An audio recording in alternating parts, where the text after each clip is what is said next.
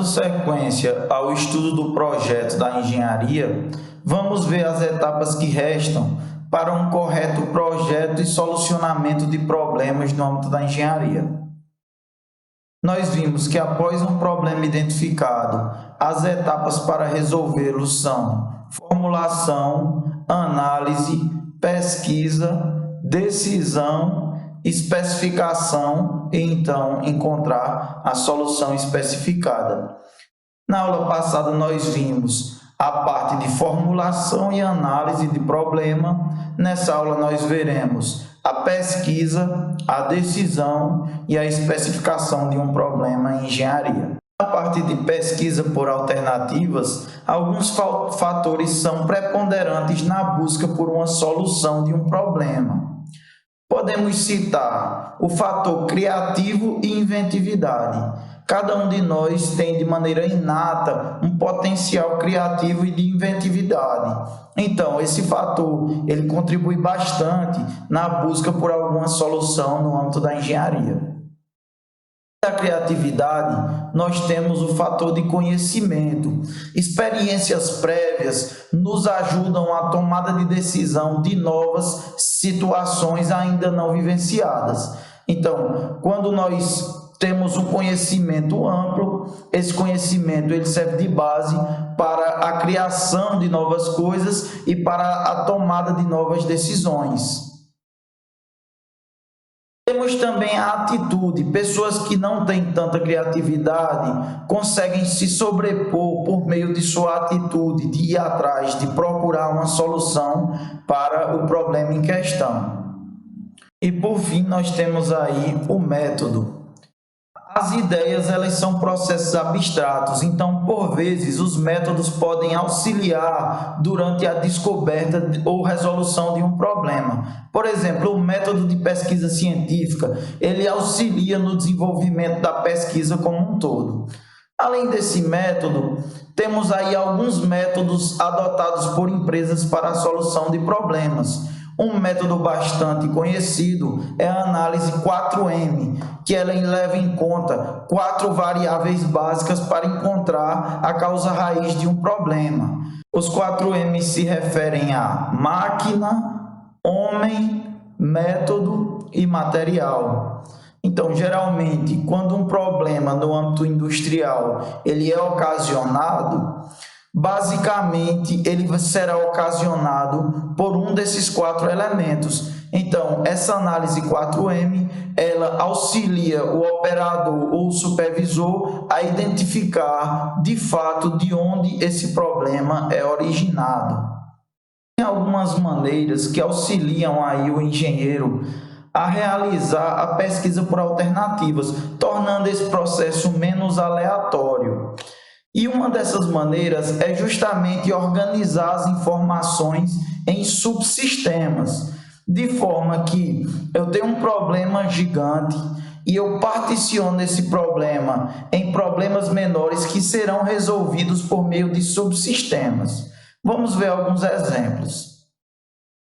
Digamos que eu deseje projetar um automóvel e para isso eu conte com 3 projetistas, engenheiros projetistas. Uma maneira simplória de resolver esse problema seria basicamente dividir a tarefa entre 3 pessoas, onde cada uma pega uma dessas partes. No caso de um veículo, um engenheiro ficaria com a parte da frente, outro com a parte do meio e outro com a parte de trás. Só que nessa busca por resolver o problema dessa forma, iria causar interferência entre o projeto de uma parte com o projeto de outra. Por exemplo, o pedal de freio se encontraria com o projetista do meio e a pastilha de freio com os projetistas da frente e da traseira. Então, de fato, isso ocasionaria um erro, um equívoco aí na ordem de divisão das tarefas. Dessa forma, a gente pode subdividir esse projeto, e é da maneira que acontece de fato nas indústrias automotivas, como o projeto de subsistemas. Um projetista ele cuida com o sistema de chassi, outro com sistema de transmissão, outro com sistema elétrico, outro com sistema de motor. Dessa maneira, esses sistemas eles são independentes entre si e em conjunto compõem a solução final. Isso é uma das maneiras que auxiliam aí na resolução de problemas, a criação de subsistemas. Durante a concepção dos subsistemas que integrarão o meu sistema e, consequentemente, a minha solução, nós podemos nos valer do método do esquema de árvore para avaliar os diferentes subsistemas que poderão compor a minha solução final. Para fazer isso, vamos aqui ilustrar com o exemplo de uma máquina de lavar. E essa máquina ela terá basicamente dois subsistemas, o de lavagem e o de secagem. Dessa maneira, cada subsistema ele pode operar nas mais variadas formas. Por exemplo, o subsistema de lavagem ele pode operar aí por meio de rotação de tambores, ou ele pode operar por meio da utilização de vapor para realizar a lavagem, ou até mesmo ele pode realizar essa lavagem por meio de atrito. Já o subsistema de secagem, ele pode operar de maneira mecânica, realizando a secagem por meio de ventilador, ou centrífuga, ou compressor. Ou então, o subsistema de secagem, ele pode secar a roupa pela utilização direta do calor, por meio de resistência ou por meio de vapor. Dessa maneira, nós temos aí uma infinidade de possibilidades que umas irão se combinar bem com as outras e outras não tanto.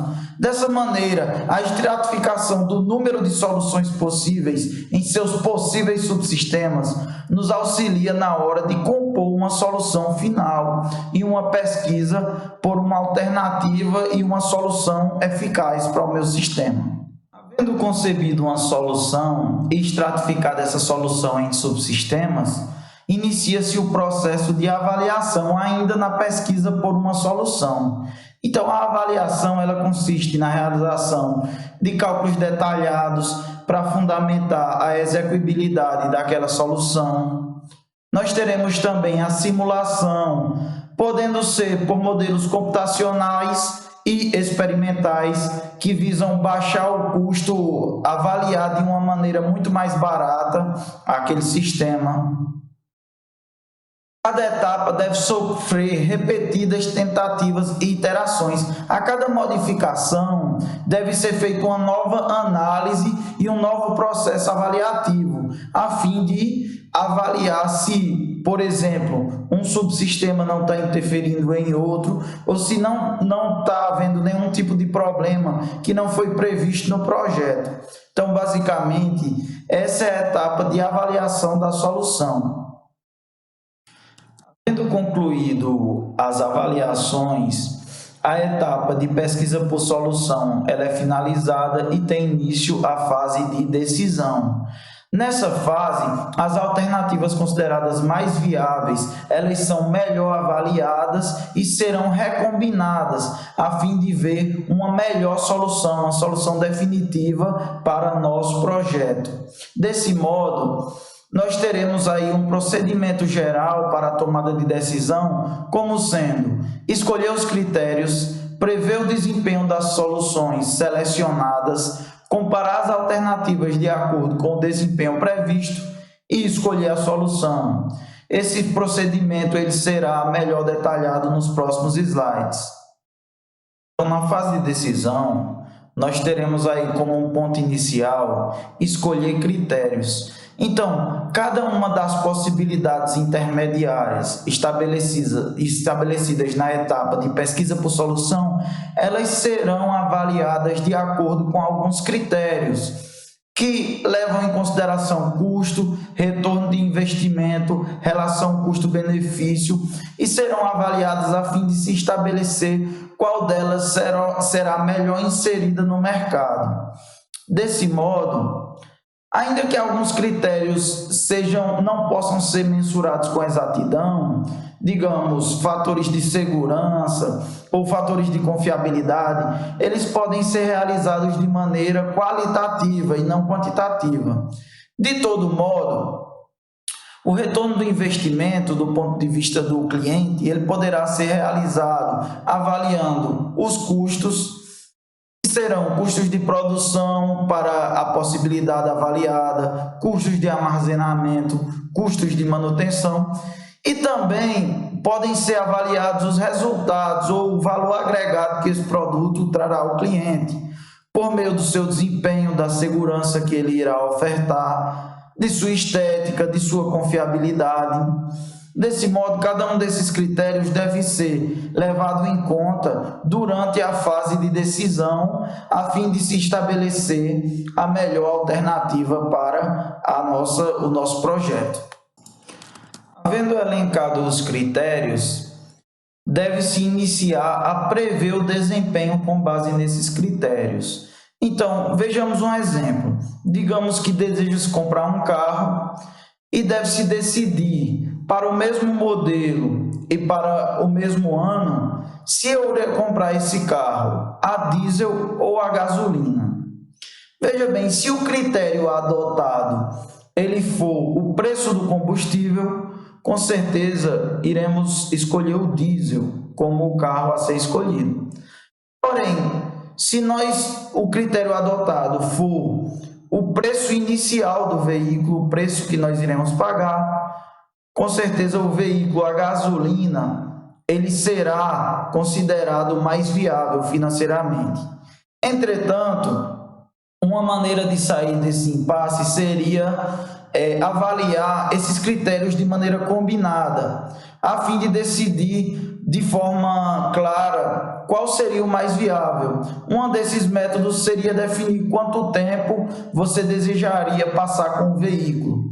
Se for um intervalo de tempo mais longo, então necessariamente você iria rodar mais quilômetros e com certeza, possivelmente, o diesel seria o carro a ser escolhido. Porém, se você desejar comprar um carro para passar menos tempo e para rodar poucos quilômetros, possivelmente o carro a gasolina ele seria escolhido para essa aplicação.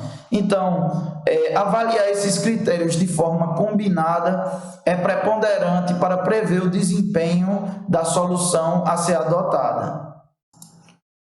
Desse modo, com base na correta análise dos critérios, é possível realizar a comparação das alternativas, não observando cada critério separadamente, mas observando esses critérios atuando como um todo. Então, para o exemplo do veículo, nós temos aqui uma tabela em que é estipulado um tempo de permanência com o veículo de aproximadamente 4 anos. Em uma média de rodagem de 10.000 km por ano, serão rodados um total de 40.000 km. Então, levando-se em conta o custo inicial do veículo, o custo total do combustível para esses 40.000 km e o preço de cada um desses combustíveis, o custo médio de manutenção de cada um dos veículos, chega-se a um resultado final para o veículo a diesel de 68 mil, por exemplo, e do veículo a gasolina de 62 mil reais. Desse modo, para esse exemplo, seria mais viável realizar a aquisição do veículo a gasolina, tomando por base, de maneira clara, qual é a aplicação e como é que eu irei utilizar esse meu veículo. Então, dessa forma, pode-se realizar a comparação de maneira adequada das diferentes alternativas que foram propostas durante a formulação da solução do meu problema. Por fim, chega-se à fase de decidir a melhor solução. Essa fase, ela tem início na fase de pesquisa e se estende até a fase de decisão. Então, por que é que há uma divisão entre a fase de pesquisa e a fase de decisão? É porque muitas das vezes decisões são muito dependentes da criatividade, então deve-se dividir um período do tempo para que esse processo criativo ele seja desenvolvido, para que então inicie-se o período de fato de seleção e de comparação entre as possibilidades avaliadas. Olha aqui um exemplo em que, para avaliar o desempenho de um carro, do motor do carro, toma-se por base a rotação desse carro e toma-se por base o torque desse carro. Por vezes, quando o torque ele é muito alto, a rotação é baixa, e quando a rotação é alta, o torque é baixo. Ao avaliar em conjunto esses dois critérios, nós vemos que terão pontos em que o carro ele terá um desempenho máximo e terão pontos em que o carro ele apresentará um desempenho mínimo. Então é dessa forma, aqui é um exemplo, que após avaliadas todas as variáveis e todos os critérios, pode-se encontrar então um ponto de máxima pela qual irá ser definido a solução e a definição final do projeto.